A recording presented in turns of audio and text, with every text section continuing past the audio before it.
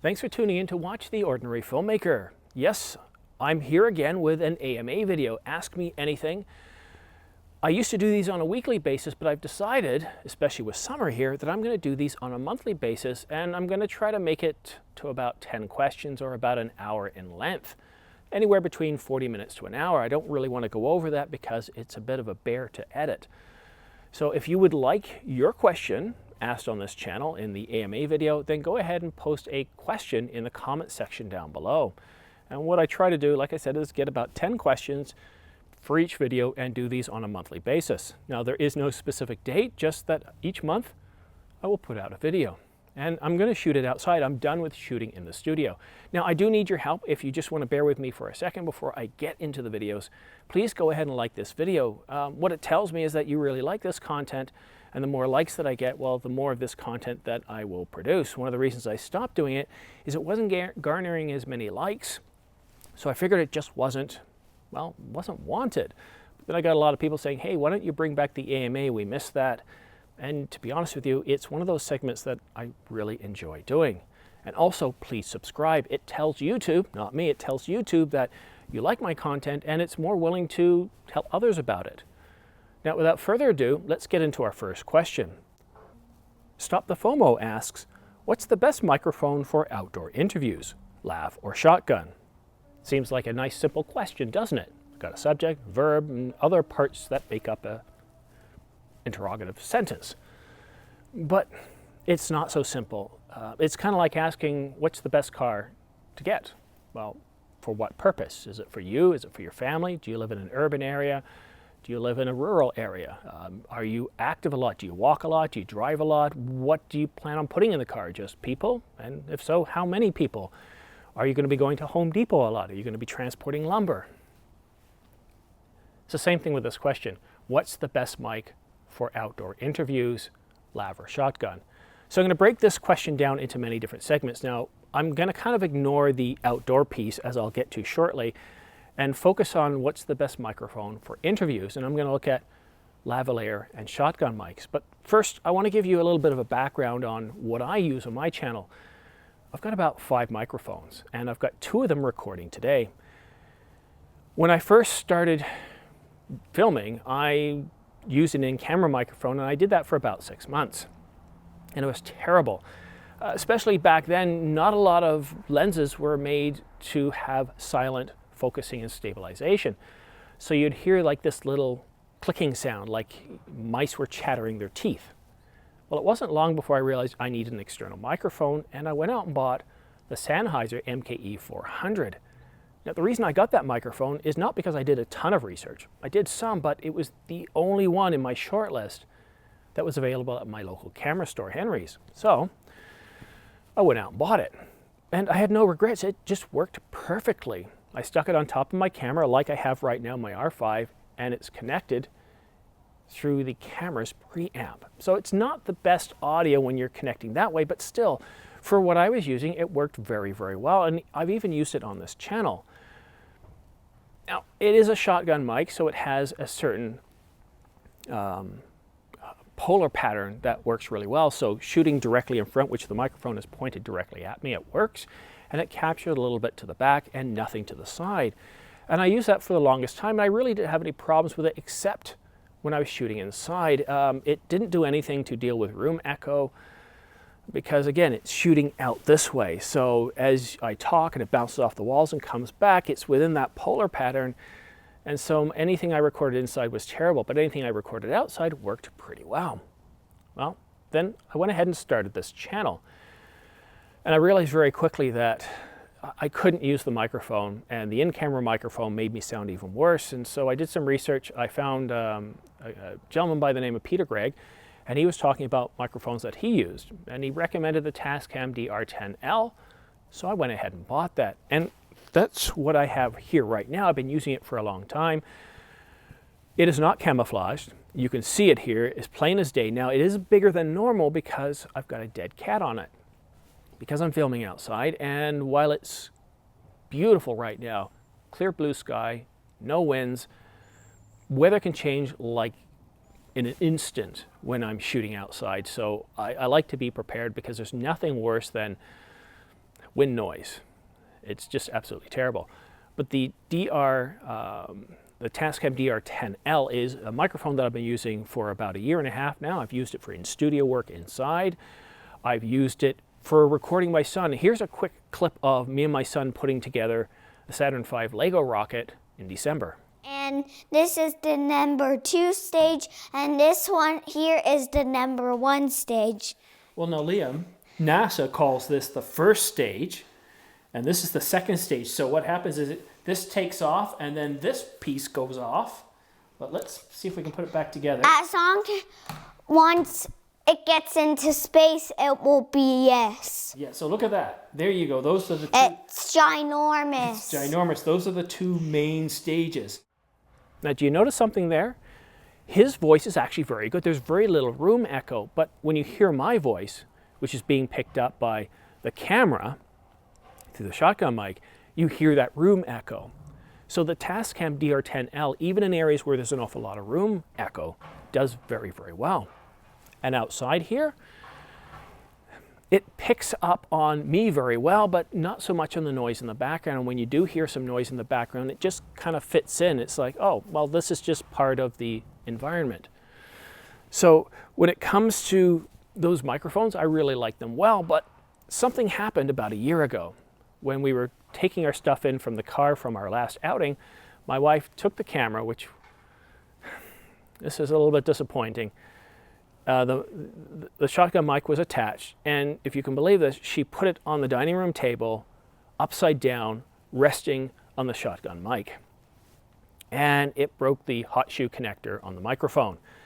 So I had to buy a new microphone. I decided to go with another shotgun mic. I heard a lot of really good things about the VideoMic Pro, so I bought it.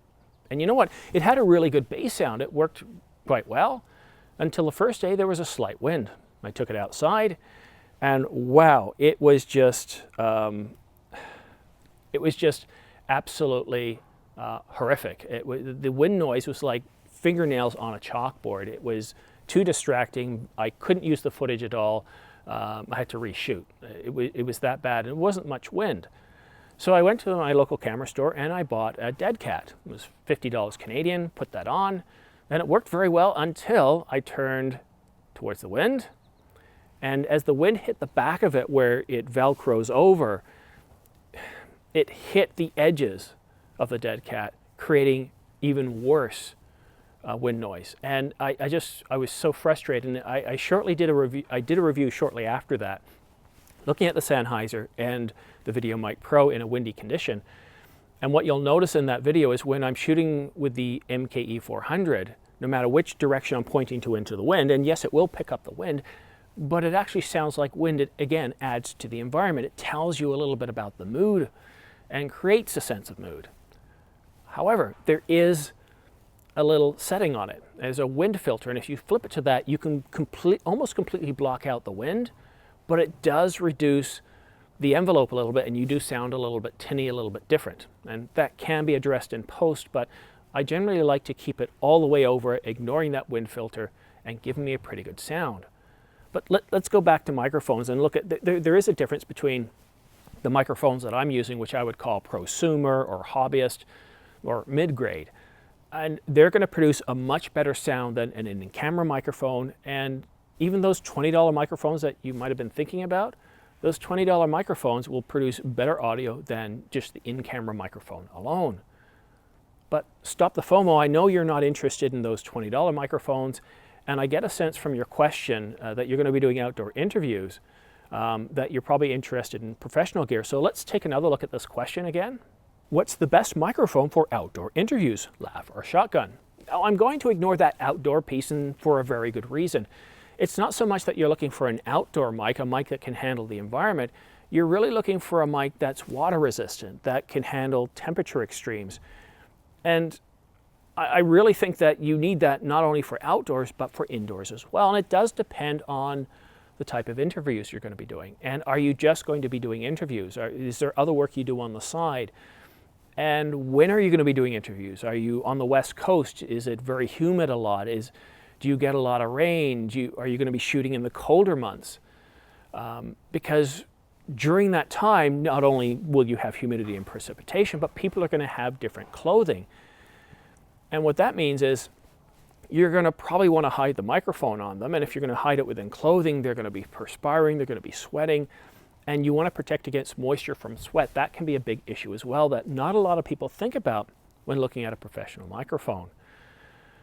So that's also something to consider. Now, whether we're looking at lav or shotgun, I do have a bit of a preference for this type, but let's go over and take a look at the differences between, or the pros and cons between a lavalier microphone and a shotgun microphone. So as you can see, it clearly picks up very well any audio that's directly in front from anywhere from around 60 to 90 degrees, depending on the microphone. And you can find supercardioid mics that will even reduce that a little bit further. So always look at the cardioid pattern of the mic you're purchasing to see if it's fitting in with what you would like. Now, the advantage of a shotgun mic is it's not placed on the person. So weddings can be a really good example of where a shotgun mic or a boom mic would work. The difference between a shotgun and a boom mic is, well, it's on a long pole attached, and there you go. So for a wedding, if you're close enough and you're aiming at the bride, you're going to catch the groom and you're going to catch the preacher or whatever, master of ceremonies, whatever the individual is called. It's been a long time since I got married. And it's going to capture them all at the same time, and you're not going to have to worry about miking up each individual, and you're not going to have to worry about putting extra gear on the bride and stressing her out even more. Oh, what do I do? Do I have to press a button? Stuff like that. Another advantage of cardioid mics is, again, you can pick up on multiple people. So if you're doing an interview with 2, 3, 4, or 5 people, one shotgun mic might be able to pick up, depending on the polar pattern, 2 or 3 people. Now, once you get to 5, 6, or 7, you're going to probably need multiple shotgun mics. And in that case, I'd really use multiple lavs instead of shotguns. But there is a downside to this, as I mentioned earlier. Because of its polar pattern, it's going to pick up everything in front of it. So if you've got some room echo and I'm speaking, my voice is going to bounce off the wall and come back. The microphone's going to pick that up, and it's going to do really nothing to solve that. Or airplanes. You can fix it in post, but when I tried to make the shotgun mic work when I first started this channel, I spent literally 2 hours sometimes trying to make it work. And what I came to the conclusion was, sure, I can make it better, but you notice and the audio sounds worse. And you can purchase filters and stuff for Final Cut Pro and other software to improve upon it. But once again, these things are generally noticeable. So it's in every time it's better to capture it properly first, so you don't have to worry about it in post. So I like shotgun mics, and I do use them. Like I said, I'm using the Sennheiser MKE 400 right now. And if I turn off the lav, the Tascam DR10L, this is what the shotgun sounds like, and you can tell that there's a definite difference. And I will talk about audio redundancy, and that's why I'm recording with 2 here, not just to show you the differences, but for audio redundancy. And that's a very important feature too, and it's something we expect in the professional range. Now, let's talk a little bit about lavalier mics. Lavalier mics are really all about mobility, and they're not just about mobility, but that's one of the biggest things. I can get up, I can walk around, I can turn, and when I showed you that piece of my son in the Lego video, as he turned away, my audio cut off quite a bit because I was either grabbing the audio from the shotgun or his microphone. And the results weren't the best, and I didn't realize this at the time, but next Christmas or whenever I'm shooting a video inside with him and we're side by side or we're close enough to each other, I'm going to mic both of us up. So I really like that about lavalier mics. It's got a different polar pattern, so if you look here, you can see the polar pattern. It's basically going to pick up everything, front, side, back, all together. But this doesn't tell the true story here. The difference with a lavalier mic is within the first kind of foot or so of the microphone is where it picks up the signal the strongest. I've got birds in the background here. You can hear a slight rustling of leaves every now and then. Cars driving by, one just went by right now. But with the lavalier mic, a lot of that is lost. You don't get as full a sound if you're shooting outside. And this is where the Rode VideoMic Pro really comes in. And the Sennheiser does a pretty good job too. So let's switch over to the Sennheiser. And you'll notice it picks up a more full sound. So how do you work that? How do you deal with a microphone that picks up a more full sound but also picks up a lot of the noises you don't want versus a mic that picks up audio really, really well, like a lavalier mic? How do you work with that? How do you deal with that? How do you create a full sound? Well, this is a trick I use. When I bring my audio into Final Cut, one of the first things I do is I synchronize, so it brings in all the audio channels. And I click on a button for storyline so that it recognizes that I want to hear both audio channels. And then what I do is, quite often, is I'll take the channel from the shotgun mic, the Sennheiser, and I'll reduce it. I'll reduce the amplitude to anywhere between -7 and -12. And what that does is it helps bring up a more full audio envelope, giving me a better sound of the environment that performs very, very well and complements my voice. And even if there is a lawnmower in the background or kids shouting, it's much lower. It becomes part of the environment, part of the mood, so to speak. And so that is another part of having redundant microphones. It's not just in case one dies, and I certainly hope it's still recording, but it's also to give you other options to create a more full sound, because again, lavalier mics are really focused primarily on capturing vocals, dialogue of somebody that's very close by and not people that are neighboring. So if you're going to be doing an interview with multiple people, you would have to mic them up each separately. And with my son, I've got two, so I can do my son or I can do my wife, and quite often if all three of us are around, I'll mic up my wife and my son because I'm behind the camera and the mic can pick me up well enough. All right, have I missed out anything with the lavalier mic? So yeah, captures from a single person. Yep, don't have so on. Oh, and another advantage too, I didn't really talk about this as a disadvantage for the shotgun mic. Depending on how you go about using shotgun mics, you might need an extra person to kind of monitor everything. So a shotgun mic is going to be implemented in one of two ways. You can have it sitting on some sort of a tripod or in a hot camera shoe of a camera. And if it's connected to your camera, it's not going to move. But if it's not connected to your camera, you got to make sure it's on a really solid tripod, that wind can't move it. But what if your talent moves a little bit? They move out of that range of the microphone. Then there's going to be audio fall off, and that's never fun. Or if you're using a boom mic, well, then you need somebody always holding that, and that requires extra staff, and that requires extra expense. So with lavaliers, you don't need anybody monitoring that.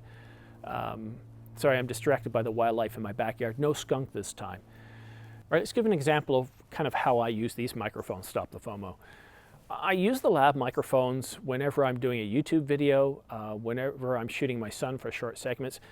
I kind of look at it this way. Whenever I'm going to press start on the record button on the camera and then press stop and do the same with the microphone is a prime example of a good time to use it, because when I take it into post, I can synchronize the audio and it works really, really well. If I'm going to be going to a parade or some event, and that event's anywhere from minutes to an hour, I'll put a Tascam on, I'll record the entire audio segment, and then when I get back, I'm having to match up multiple video clips. And a parade, I might have as many as 30 video clips. Shooting in the forest, I might only have a couple. Now, here's where a problem arises. Whenever you try to sync audio, and if you're syncing just one audio clip to one video clip, your editing software is going to do it quite easily.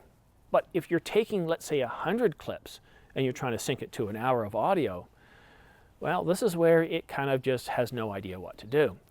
It'll quite often just throw a whole bunch of clips at the beginning or throw them where it thinks, and a lot of the times it's going to get it incorrect because you've given it so much audio that for each individual clip, it could fit anywhere along that timeline, and it really does have trouble figuring out where to go. So when I do shoot with multiple clips, quite often, an example of where I'm shooting in the forest, I might have 3 to 5 clips. I'll take the first clip, and then I'll only look at a range of that audio clip, and I'll tell Final Cut to synchronize the audio there, and it works almost 100% of the time.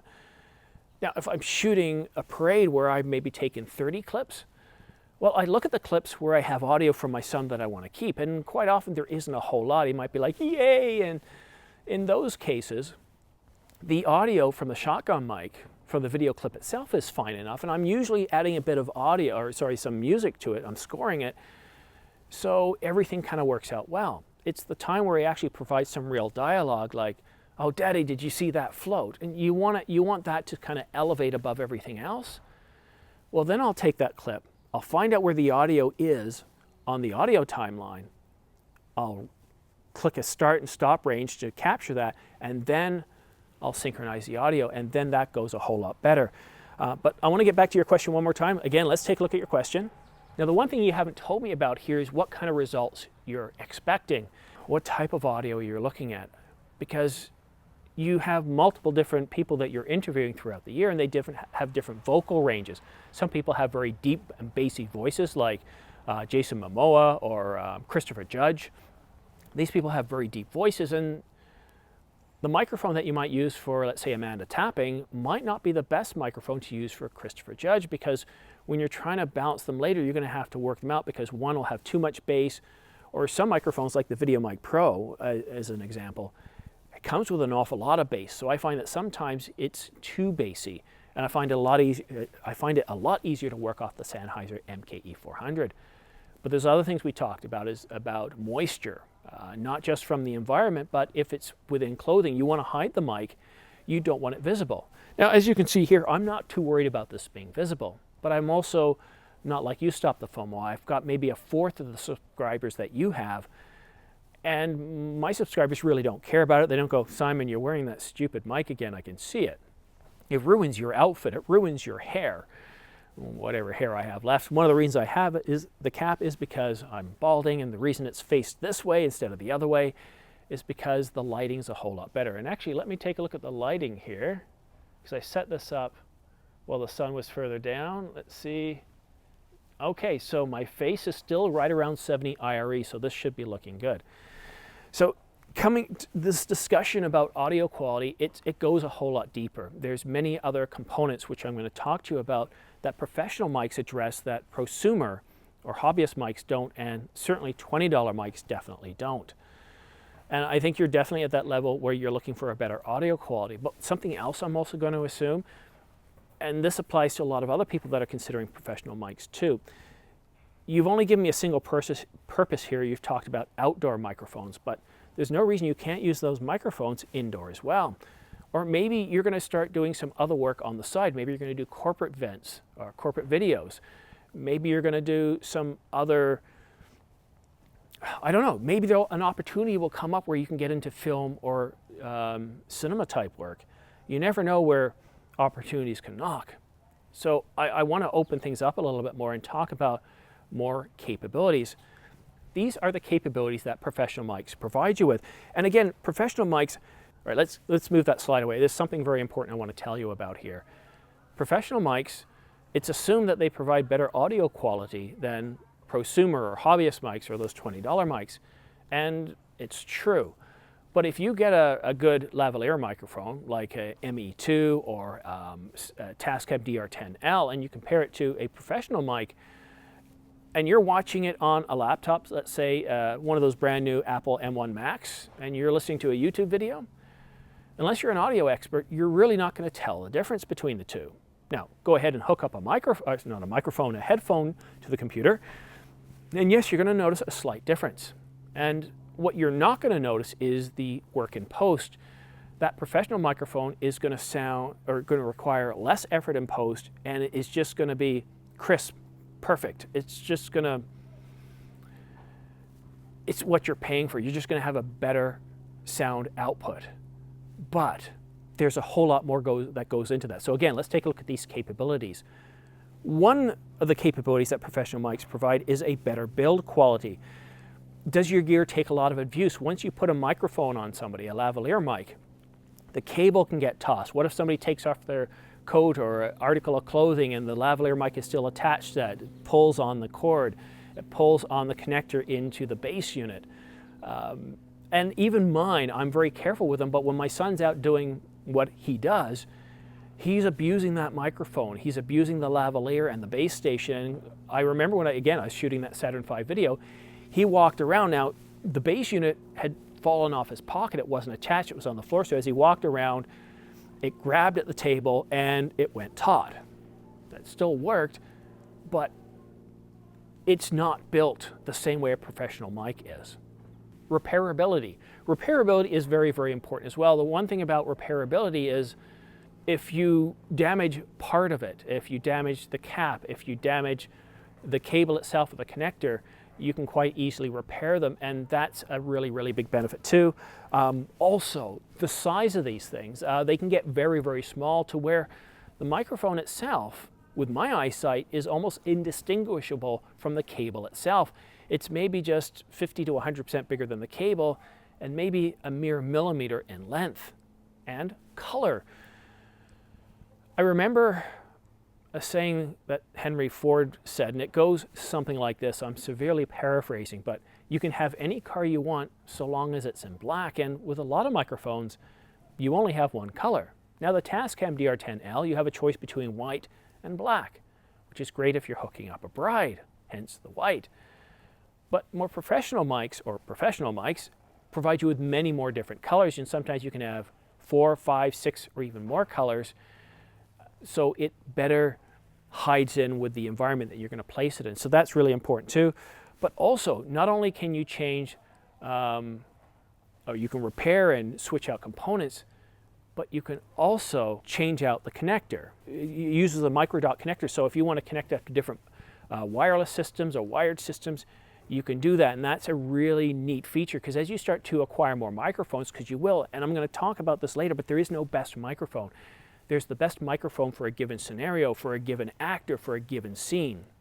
And I'm going to talk about more of that, some of the other capabilities. So the ability to switch out the switch out the connector through a microdot adapter is very, very handy. The next item, it deals with wireless. And there's so much to cover here, Stop the Film. I'm not even going to get into wired versus wireless, but if you are going to go with a wireless system, then the RF immunity of that is so much better than a $20 microphone. You can buy a $20 microphone and go like, wow, this is pretty good. And I've tested some of them, and you know what? If you can't afford hobbyist mics or professional mics and you just want to improve your family videos, then 8 times out of 10, that $20 mic is going to work. But doesn't mean it's going to work all the time. So if you're in a high RF zone, they're going to have trouble. And that's where professional mics come in, because you bring up your phone, look at how many Wi-Fi signals you have, and those are just a limited range of Wi-Fi. You've got cellular and many microwaves and many other different RF frequencies that you want to be immune from, and that's where a professional mic will save your bacon a whole lot more if you're using a wireless system. And last but not least, replaceable caps. So the cap is referred to as this piece here. It's the piece where, protects it from spit. It's right at the end where the audio goes right into the microphone itself. Now you might think, well, yeah, it's good to replace caps in case I damage them. And that is, of course, one piece, that repairability. But when I say replaceable caps, it's for many other different reasons. Let's go back to that example I talked about where, let's say you had Christopher Judge or Amanda Tapping or some other people with deep bassy voices such as, I can't remember. Anyhow, each mic has a different audio pattern, and some mics have more bass, and I'm going to talk to you about some of them as well in a little bit.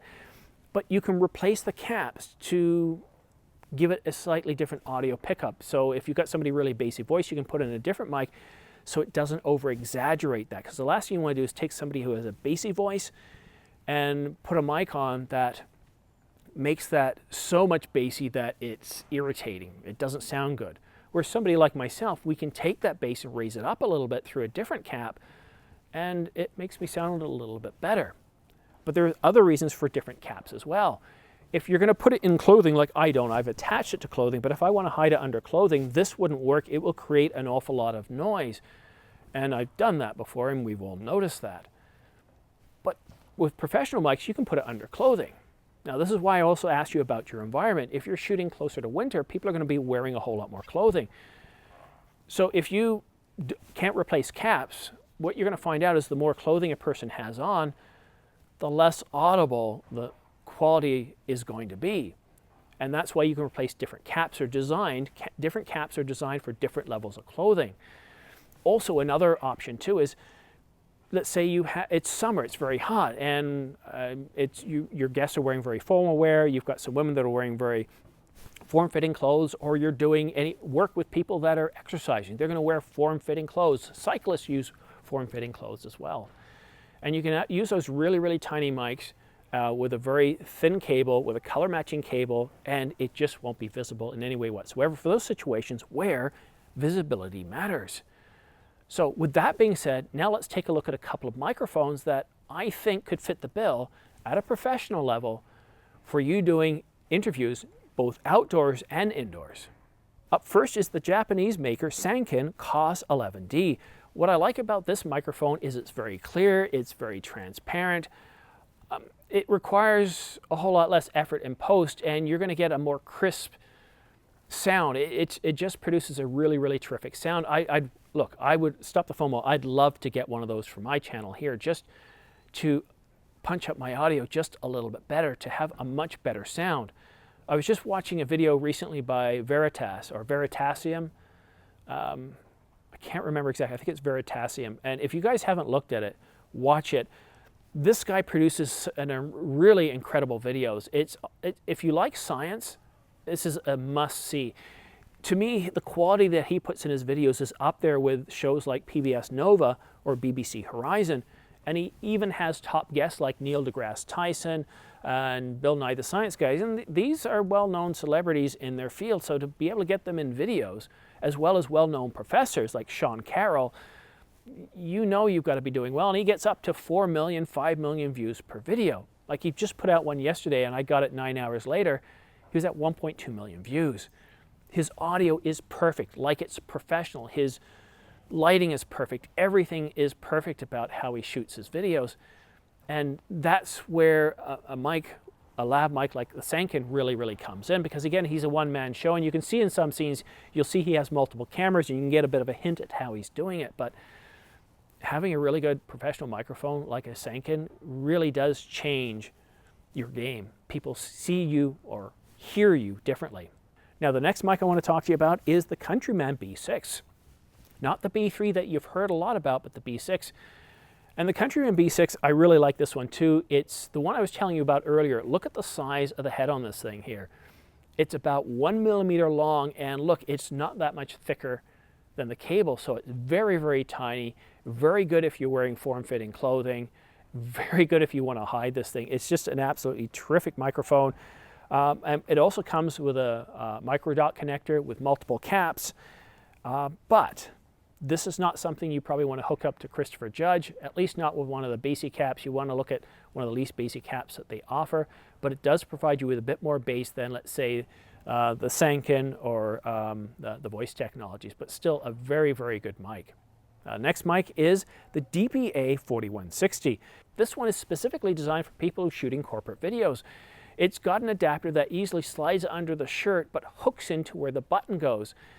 And you'd be hard-pressed to see this thing in a video.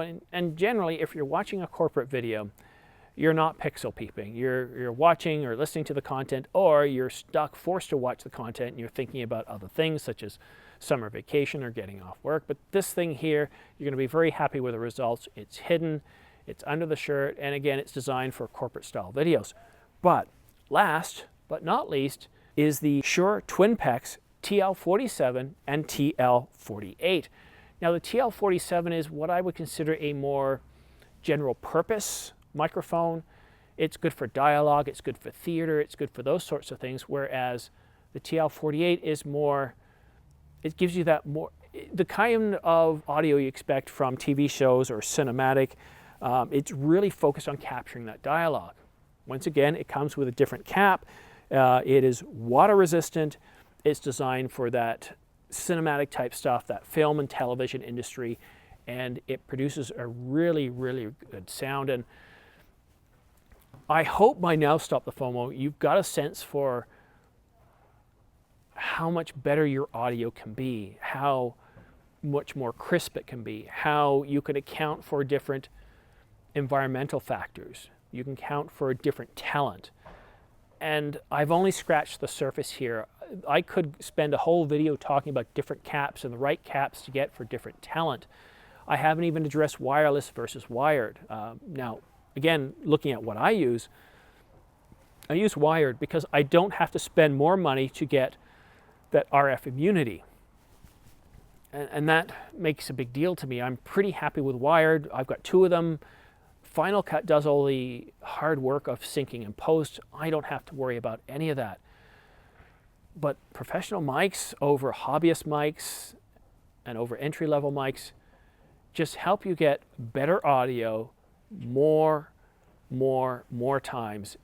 Doesn't matter the environment you're shooting. If you're shooting in harsh environments, you're shooting environments with really bad RF. You've got people with heavy clothing, people with different voice styles. Professional mics just help you get that better audio more. Why I keep saying more? Much more of the time. I can't speak. What is going on here? Let me try this again. Professional mics help you get much better audio much more of the time. I did it again, didn't I? Okay, try this again. Professional mics help you achieve the audio you're looking for with a higher success rate over hobbyist mics or any other mics. And of course you have repairability too. If you break something on set, you can easily fix that. You're not going like, oh crap, can Amazon get me this in an hour or a day? And even an hour, if you're on set with a bunch of people, that's extremely costly. And that's another thing with professional mics too. They understand that you're not shooting alone, that you've got a lot of expensive talent, and time is money. So yes, a $400 or $500 or $600 microphone is expensive. But when you look at the cost of a set, and if you're getting into that environment where you're going to start working with different talent, you don't want any downtime. You want things to go smoothly. And if something breaks, you want to quickly switch it out with something else, repair it, so you can get back to what you're doing.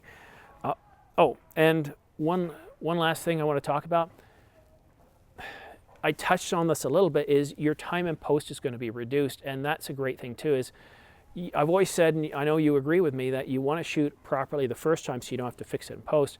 But even when you do shoot it properly, you don't want to have to be fiddling with filters or presets. You want to get it close to perfect as you like. And some of these mics, like the Countryman B6, you can take it right out of the microphone and not have to do anything to it at all. It sounds really, really good.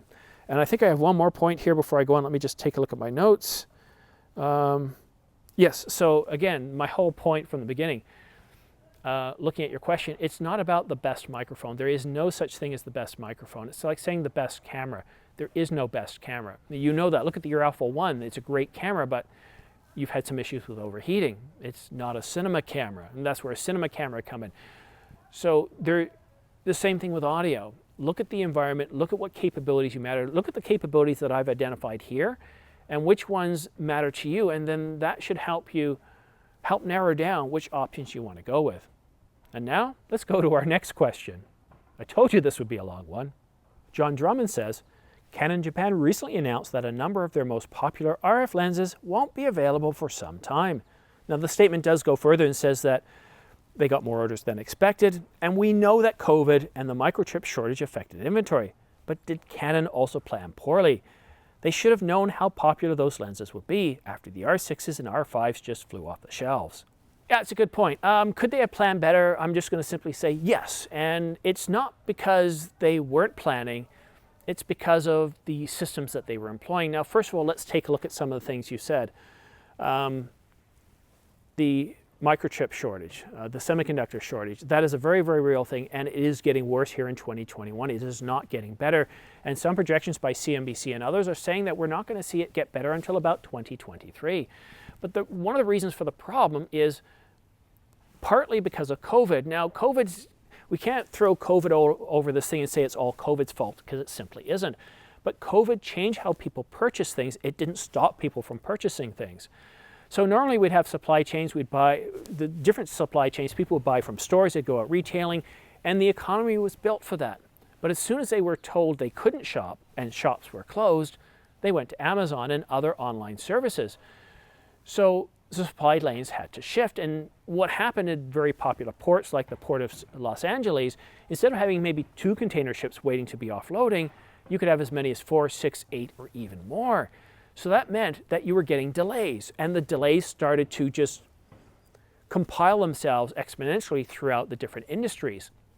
And also some companies thought, okay, we're not going to produce as many cars, cameras, or whatever it is, So they did the silly thing of canceling their orders.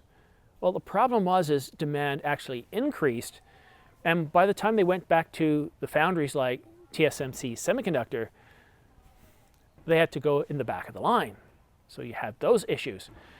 But part of the big reason for this is something called just-in-time inventory, or JIT. And I remember learning about this in school, and the whole point of just-in-time inventory is, whether I'm Apple, Ford, or any other company that manufactures a good, I'm not going to stockpile a whole bunch of inventory in a warehouse, because that's costing me money.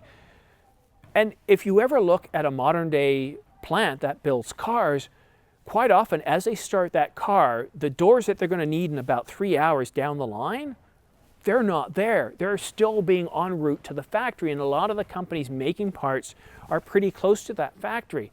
The just-in-time has gotten to a point where it's absolutely crazy. But what happens if there's an accident on the highway? Or what happens if you've got something like COVID? Now, an accident on the highway can be cleared up pretty quickly, and the downtime is measured in minutes as opposed to hours or days. Well, that's not how just-in-time inventory is supposed to work, and that's where companies like Canon and others have made a huge mistake. Just-in-time inventory is about just ordering just enough inventory to keep your manufacturing lines going. But the whole point of just-in-time, as Toyota pioneered back in the day, is to look at points in your supply chain, your critical components, for example, and saying, okay, if this component is critical, if something happens to my single source vendor and they go down, I'm not going to be able to produce any of said product. So you know what, for that inventory item, I'm going to go ahead and make sure I've got about 4 to 6 months of inventory of that product. That gives me enough time to go and source that component to somebody else. For other components where you might only take a few days or a few weeks, well then maybe you only keep enough inventory of that, just enough inventory until you can find a replacement for that. And that's the whole point of just-in-time inventory, is to be able to find just enough replacement for another vendor of each component down the line. Companies didn't do that. They had just enough inventory for each component in the line, and so when COVID hit, those delays meant you weren't getting your product, and Canon suffered big time. That R5, there were people in December that were still having trouble getting the product, and I wouldn't be surprised if today, almost a year later, in some markets, people are having trouble getting the R5, and as you just pointed out, John, they're having trouble getting lenses. So there are many, many different factors here, and I hope that companies look at just-in-time the way it was intended to be. But even Toyota, the company that pioneered just-in-time inventory, has suffered a little bit as well. I keep getting calls from my local dealership saying, hey, do you want to sell? We'll sell your car. We'll give you more than your car's worth. And when I went to get a repair done a couple of months ago, it took a couple of months for that part to come in. So I would expect that we're probably not going to see this thing go away until 2023. And just on CNBC the other night, they were talking about something else that's going to be in shortage now too, rubber. So it is what it is. We can't do anything about it. Just sort of sit back and relax. And if you're looking for lenses, well, you know, good luck. All right, John, thanks for your question. The Village Mayor asks, with travel restrictions ending soon, what would be your top travel destinations be for filmmaking, and name a filmmaker you'd want to take with you? Assume money is not an issue. Assume money is not an issue? Wow, this is going to be fun. The first is a no-brainer, New Zealand. You can ask me anytime, where would you love to go? Money's no object. I'd say New Zealand. I live there. It's a beautiful country. The North Island is my favorite. Takapuna, not Takapuna, Auckland, or the suburbs of Auckland, such as Takapuna, would be terrific. I used to live on, was it Coronation Street, 22 Coronation Street, and I looked at it in Google Maps just the other day, Tim, and I felt depressed because the house was gone and they put a high-rise up in its place. So a lot has happened since the 70s. But yeah, New Zealand has 11 of the world's 12 climates. It's just an absolutely stunning country, absolutely beautiful. I love the produce, the fruit as well. The people are nice. The scenery is great. Just, you know, top destination. Next one, though, is Patagonia. And I'm a little worried having British citizenship because when Top Gear went down there, they didn't like them very well. There's still some hostility or some resentment that goes back decades. I'm not going to get into the politics, but Patagonia is just a beautiful part of the world. The roads, the climate, and there are some wonderful people down there. To do a road trip in Patagonia, oh, I love it too. And it's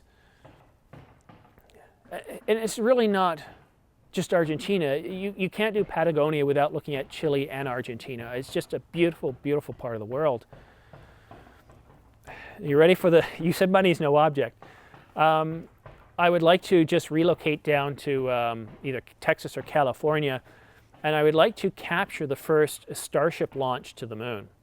I want to be on the ground, I want to set up all the cameras, and I want to capture it. I also want to put cameras within the Starship itself, and I want to capture that launch. I want to capture the people inside as it takes off. I want to get B-roll of Elon Musk talking about his vision for this and why this means so much to him. But that would only be the first part of that video. Going to Mars would probably be only a few years after that, and I would want to actually capture that as well. I want to capture the ship taking off, the Starship taking off. I would love to catch as much as I could when they're in space refueling, and I would love to travel all the way to Mars, capture everything, capture the stories of people, what it's like, the first maiden voyage off the planet, and then a successful landing, because if there's no successful landing, none of this is going to make it back. And then come back and put together an impressive documentary. And you asked, who would I like to join with me? And I know you're thinking it might be you, and yes, you do have some really great skills, but I'm thinking I would need somebody like James Cameron. James Cameron or Steven Spielberg, and it's really hard to say which.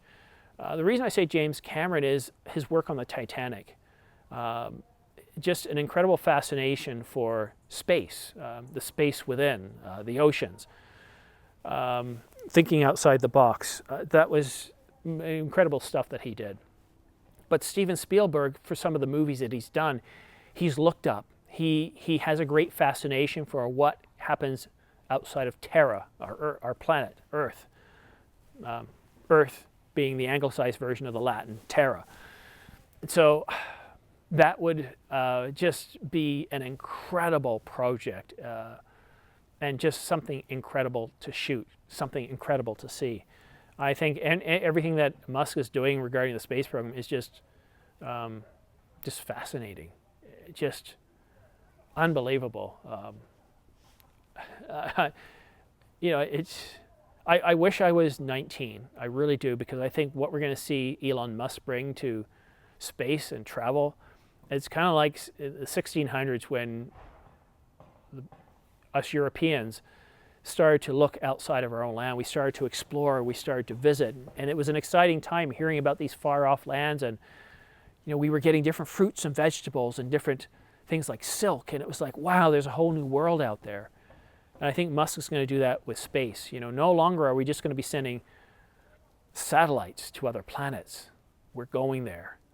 It's like the opening sequence to the Star Trek show Enterprise.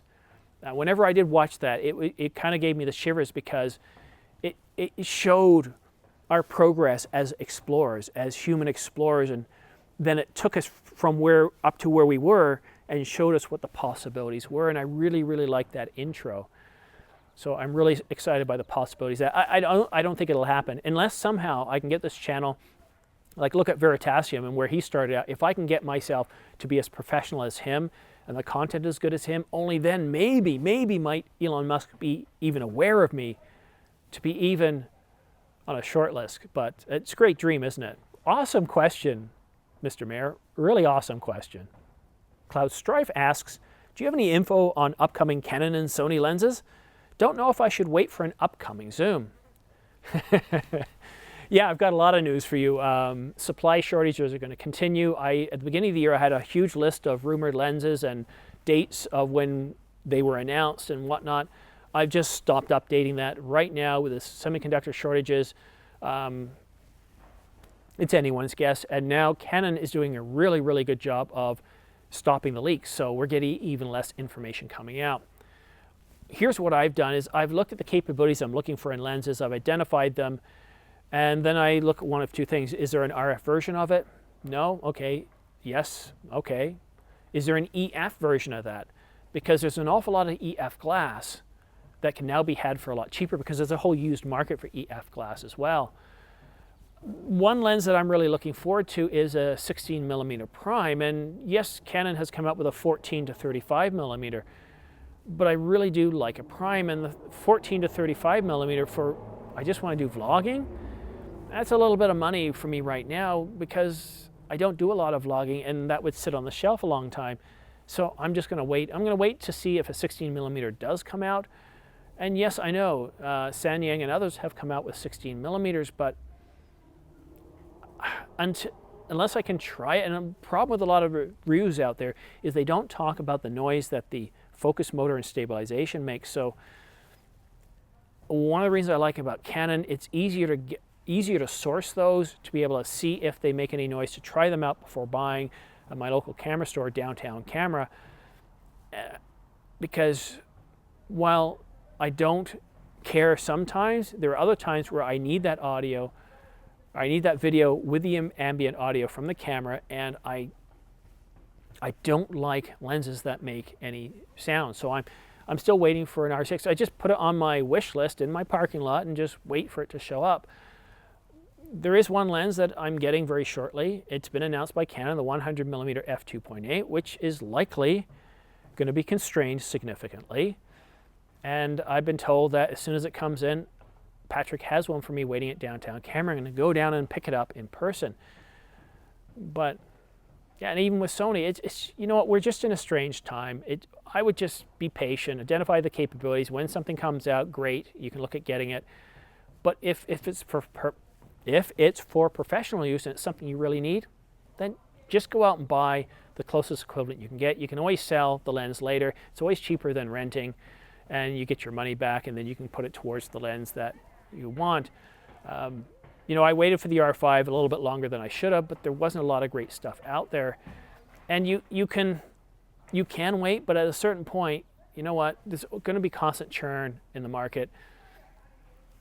Get what you need. If the capabilities are out there, get what you need, and then if something better comes out, you can always upgrade to it, but don't hold off forever and ever. Life is too short.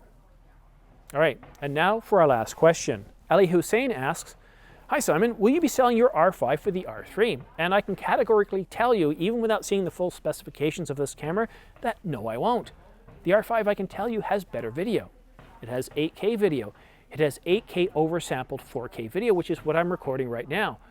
And actually, I've just hit the 1 hour mark.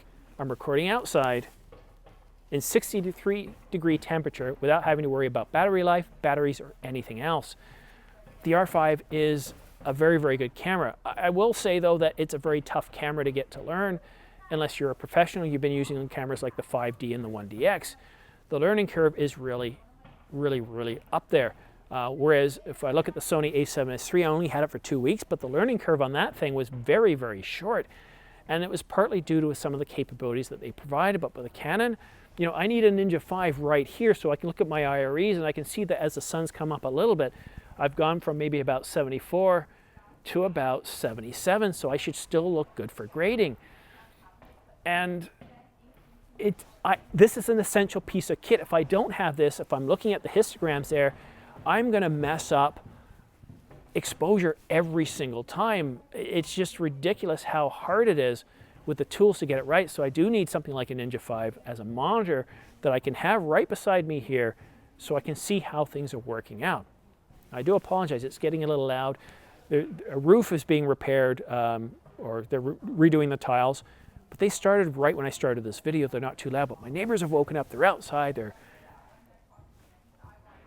loud, they're having fun, but I'm getting ready to wrap up anyhow. So no, I'm not going to be selling my R5 for the R3. However, I am going to pay very close attention to the R5C.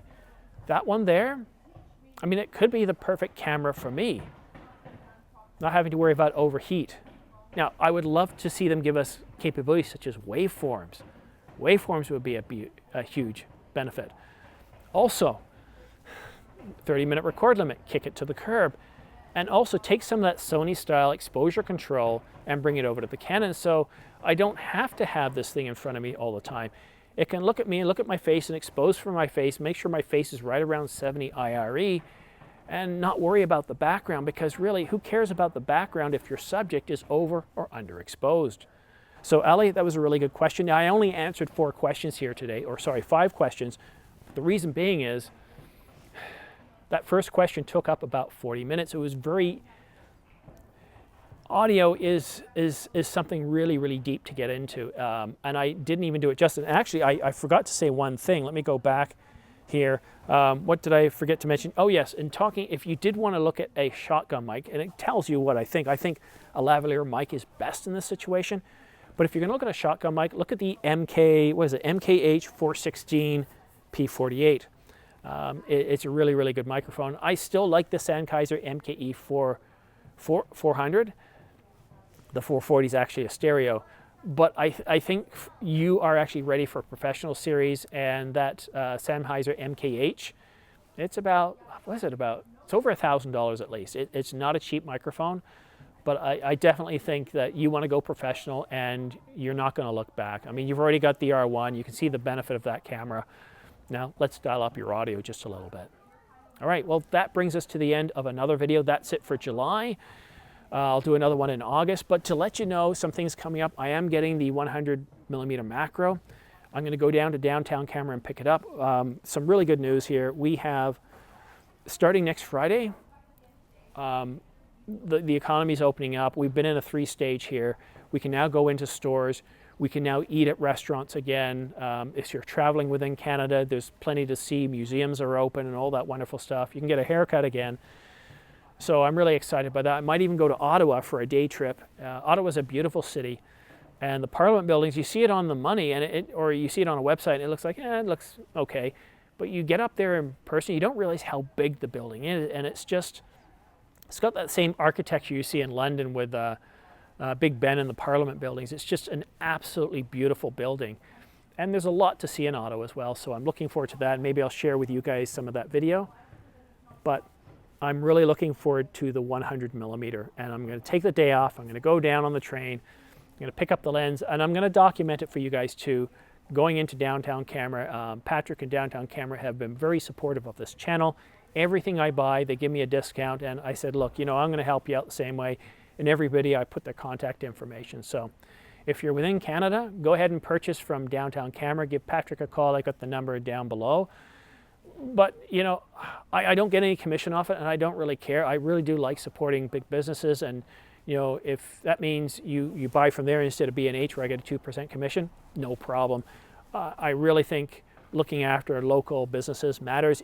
If you're not in Canada or in the US and you have a local camera shop and they're a good camera shop, then you know what, go ahead and buy from them. Don't buy from B&H. B&H is huge. They're going to do fine. And this economy, we really want to support our local businesses and help them out.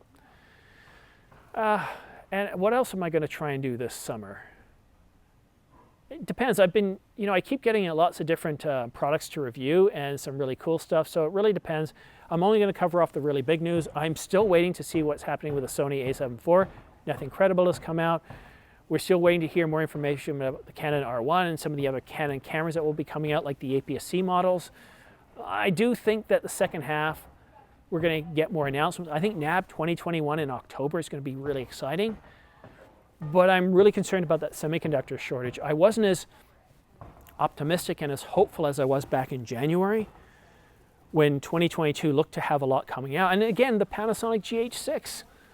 I'm looking forward to that too. Will it come out? Will it be announced? Will it have face detect autofocus? Oh, I almost could. I was hearing a Beatles tune there for a minute. Do you know the one I'm talking about? Let me know in the comment section down below. I'd love to know. But that's it for now. Thanks so much for watching. Don't forget to like and subscribe, and we'll see you again soon. Cheers.